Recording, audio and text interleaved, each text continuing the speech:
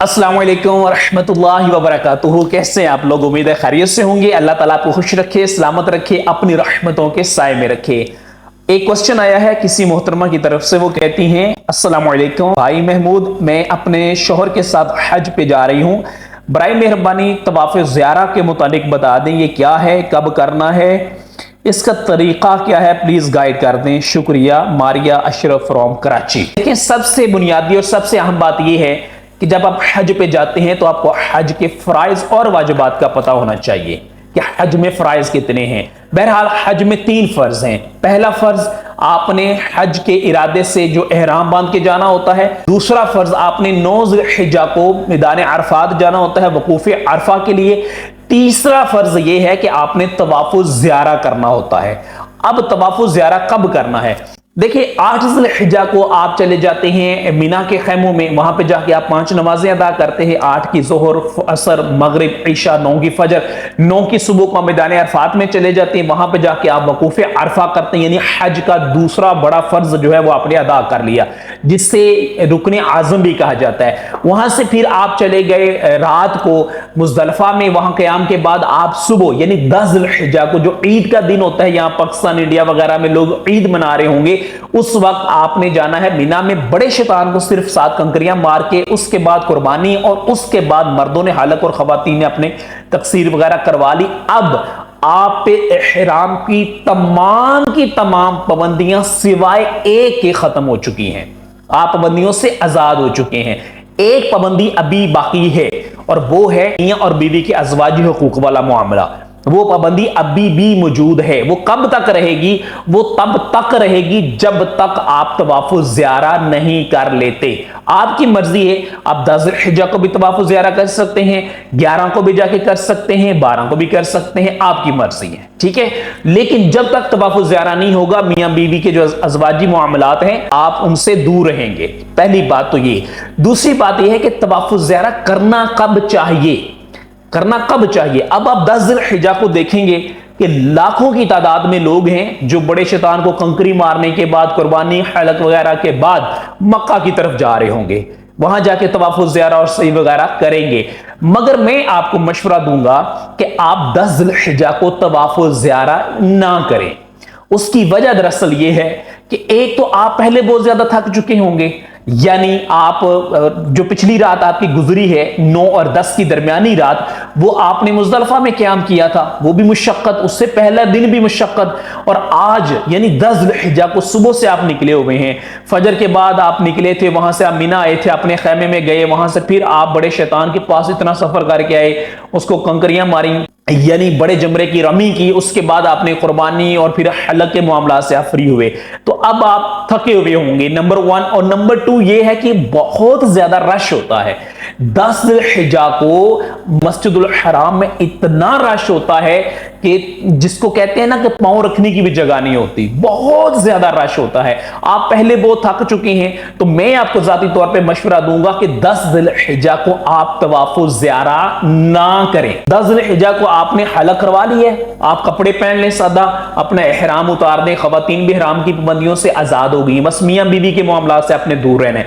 अब आप यहां से वापस चले जाएं, अपने खैमे में क़याम करें, आराम करें। बहुत खूबसूरत खैमे हैं, एसी लगा हुआ है, बड़ा अच्छा माहौल होता है। वहां पे जाके तिलावत कुरान करें, अल्लाह ताला से दुआएं करें, 5 वक्त नमाजें पढ़ें, और ये वक्त बड़ा कीमती है, वहां पे ये खूबसूरत वक्त गुजारें, ठीक है।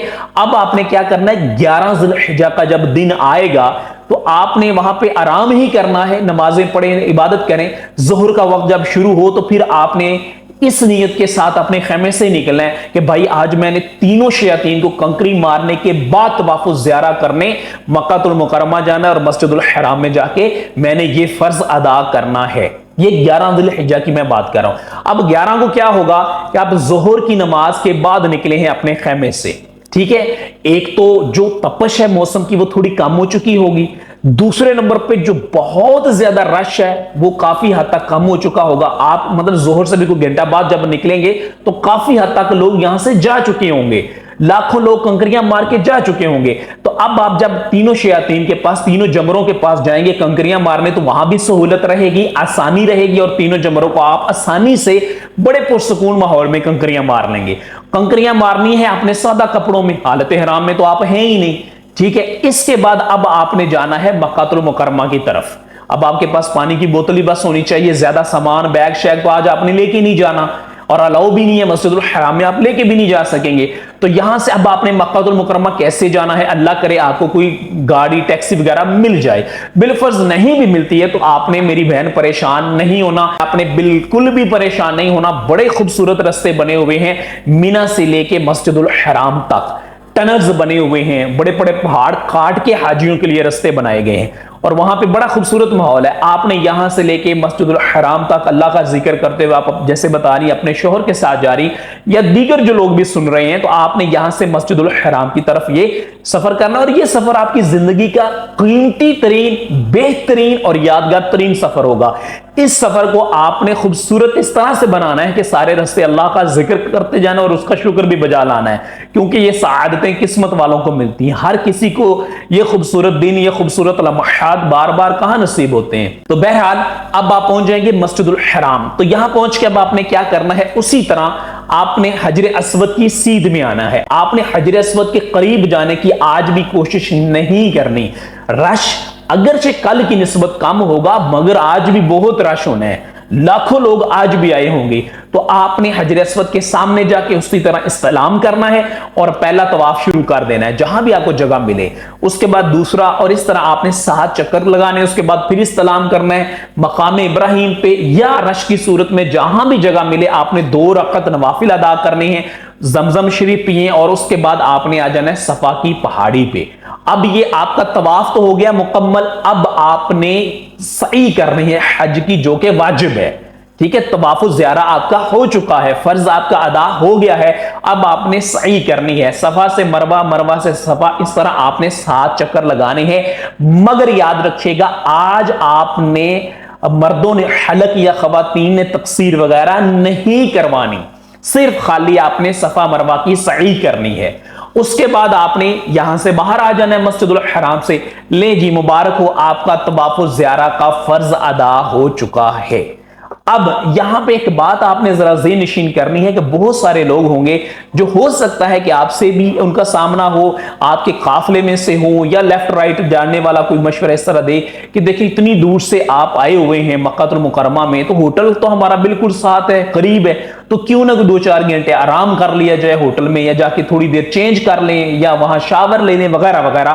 کسی کی بات کو آپ نے نہیں ماننا، نہ آپ نے وہاں شاور لینے جانا ہے، نہ آپ نے چینج کرنے جانا ہے، نہ آپ نے آرام کرنے جانا ہے. سیدھی سی بات ہے بھائی، آپ جا کے اپنے ہوٹل کے بیڈ پہ لیٹ گئے نا، جس وقت ہو سکتا ہے 4 گھنٹے 6 گھنٹے 8 گھنٹے کی نیند آ جائے، تو میرے بھائی یا بہن جو بھی آپ گئے ہوئے ہیں، آپ لاکھوں روپے لگا کے ہزاروں کلومیٹر دور سے پوری زندگی تڑپ تڑپ کے، ترس ترس کے، دعائیں کر کر کے، کروا کے اللہ تعالیٰ کے حضور پیش ہوئے ہیں. تو اب آپ نے یہ وقت ویسے گزارنا ہے جیسے اللہ اور اس کے پیارے محبوب صلی اللہ تعالی علیہ وآلہ وسلم نے ہمیں بتایا ہے، جو کہ سنت مبارکہ یہ ہے. ہمارے پیارے آقا اللہ کے آخری نبی صلی اللہ تعالی علیہ وآلہ وسلم نے یہ مبارک راتیں قیام مینا میں فرمایا تھا. ٹھیک ہے، تب کا حج کتنا مشکل تھا، انہوں نے پھر بھی مینا میں قیام فرمایا تھا.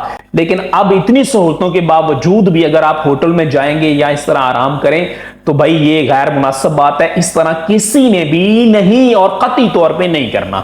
آپ نے یہاں سے سیدھا مینا واپس جانا ہے.